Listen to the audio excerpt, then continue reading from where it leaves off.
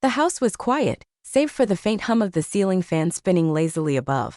It was one of those sweltering summer afternoons when the air felt heavy and time seemed to stretch endlessly. I sat cross-legged on my bed, the curtains drawn to keep the heat at bay, though the dim light did little to ease the restlessness gnawing at me. My uncle's house had become my refuge after my parents' divorce, a place where I was supposed to find stability. Instead, I found myself grappling with a loneliness I couldn't quite name. Uncle Marcus had always been a stern but caring figure. He was in his early 40s, with a sharp jawline and a demeanor that commanded respect. He had taken me in without hesitation, but his strict rules and quiet intensity often left me feeling like a guest in his meticulously ordered world. I respected him, even admired him in some ways, but there was always an unspoken distance between us, a wall I couldn't seem to climb. That afternoon he was at work, as he always was during the week. The house was mine, and for a brief moment I allowed myself to indulge in the freedom of solitude. I had been reading a romance novel, one of the cheap paperbacks I kept hidden under my mattress, and the story had stirred something in me, a longing I didn't fully understand. Before I could second-guess myself, I let my hands wander, exploring the unfamiliar sensations that had been building inside me.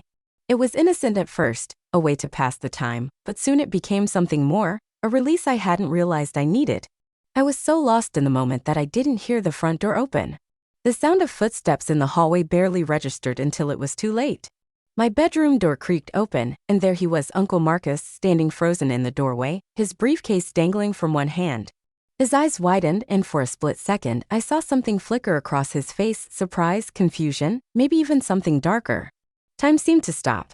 My heart pounded in my chest as I scrambled to cover myself, my face burning with shame. I wanted to say something, to explain, but the words caught in my throat. He didn't speak either. Instead, he simply turned on his heel and walked away, leaving the door slightly ajar behind him. The silence that followed was deafening. I sat there trembling, my mind racing with 1,000 thoughts. What had he seen? What would he think of me now? The weight of his disapproval, or worse, his disgust, felt like a physical presence in the room. I replayed the moment over and over in my head, each time feeling more exposed, more vulnerable. As the minutes ticked by, I began to wonder what would happen next. Would he confront me? Pretend it never happened?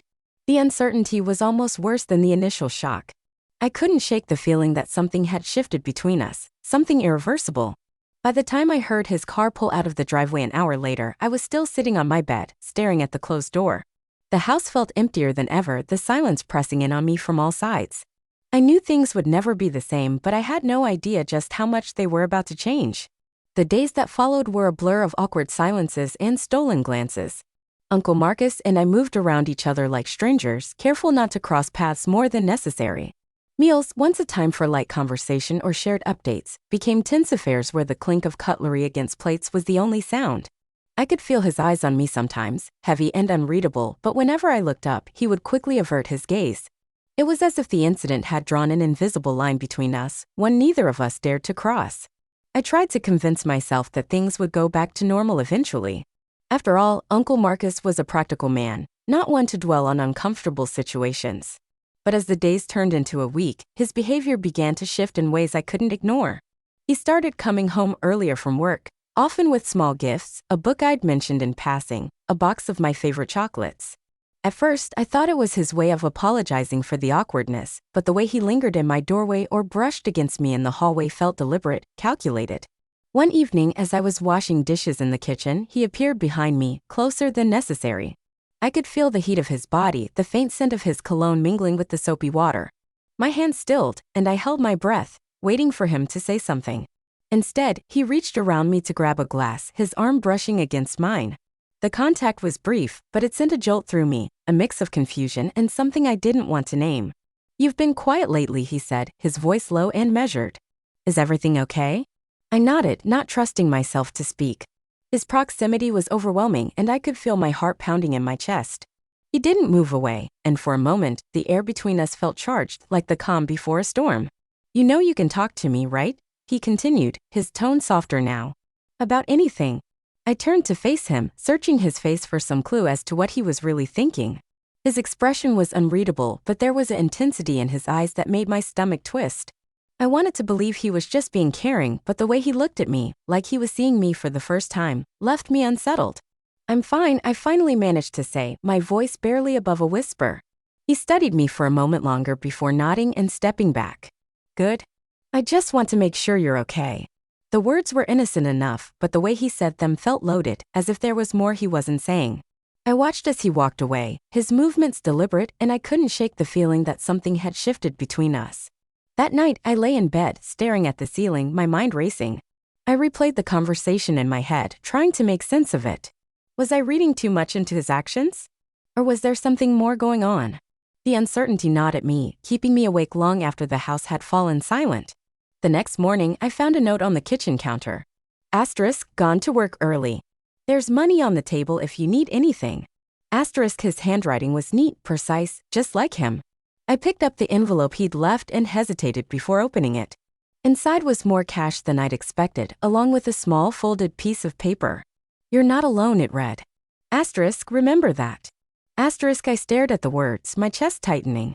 The note felt like a lifeline, but also a warning. Something was changing between us, something I didn't fully understand but couldn't ignore. And as much as I tried to convince myself otherwise, I knew there was no going back. It started with a knock at the door that I wasn't expecting anyone. Not out here, not with James gone. I wiped my hands on a towel, heart thudding, and peered through the window. A man stood on the porch, dust on his boots, a ball cap in hand. He looked familiar, and when he smiled it clicked. Mark Dawson, that we hadn't seen each other in years. Not since high school when we'd shared art class and awkward smiles across lunch tables.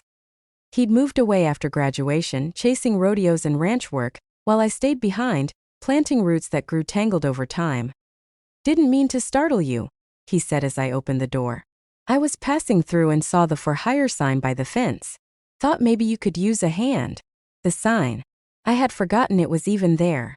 James's idea to hire help for the fencing repairs he never had time to manage. I hesitated, caught off guard by the coincidence or fate. I remember you, I said, stepping outside. Mark Dawson. You used to draw horses better than anyone in school. His laugh was low and easy. Still do when I find the time. We talked for a while. About the pasture that needed mending, the barn roof that needed patching, the way this town hadn't changed much, except maybe we had. Something about his presence felt effortless, grounding, like slipping into a familiar song. I hired him that day. Over the next week, Mark became a fixture, fixing the fence by day, sharing coffee on the porch at dusk. He never pried, never asked about James, but he listened when I spoke. Really listened. His eyes didn't drift to his phone, and his laughter wasn't forced. It had been so long since someone looked at me like that. With curiosity, with recognition. One afternoon, I found him in the barn feeding Storm an apple. The horse nudged him affectionately, and Mark laughed, turning toward me. He likes you, I said. Mark's gaze met mine, steady and unguarded. I think I do too. The air shifted.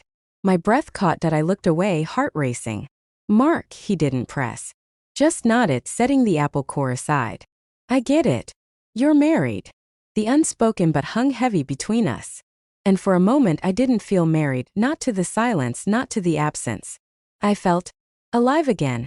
That night, alone in bed, James's side untouched, I couldn't shake the warmth of Mark's eyes or the sound of his voice. I wasn't sure what scared me more, the growing connection or how natural it felt. James returned on a Sunday, unexpected, unannounced. I heard his truck before I saw him, the familiar rumble stirring a mixture of dread and resignation in my chest. I met him on the porch, arms folded, heart guarded. His eyes scanned the yard, landing briefly on the repaired fence, the freshly painted barn, and finally on me, as if assessing what had changed in his absence. You hired help? He asked, setting his suitcase down with a thud. I had to. Things needed fixing. My voice was calm, but I didn't look away. James nodded, lips tightening into something almost like disapproval. You should have waited. For what? I asked, genuinely curious. You. Silenced. He walked past me, into the house that once felt like ours. I followed, the air between us thick with unspoken words. Inside, he glanced around, noting the subtle shifts. Flowers on the table, light filtering through clean windows, the smell of home-cooked food. A home that had continued, thrived even without him.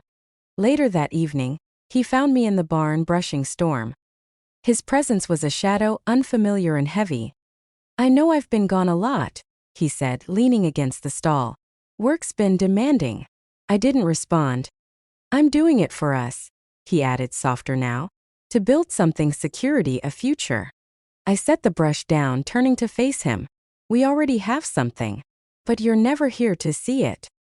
He flinched as if realizing too late the cost of his ambition.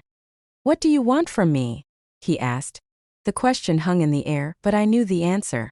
I wanted presence, partnership, not just in words but in moments, in effort, in love. I wanted to feel seen. But something had shifted. I had shifted.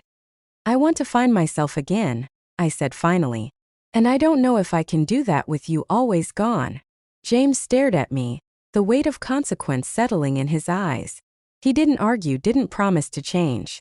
He just nodded, resigned, perhaps understanding. Weeks passed.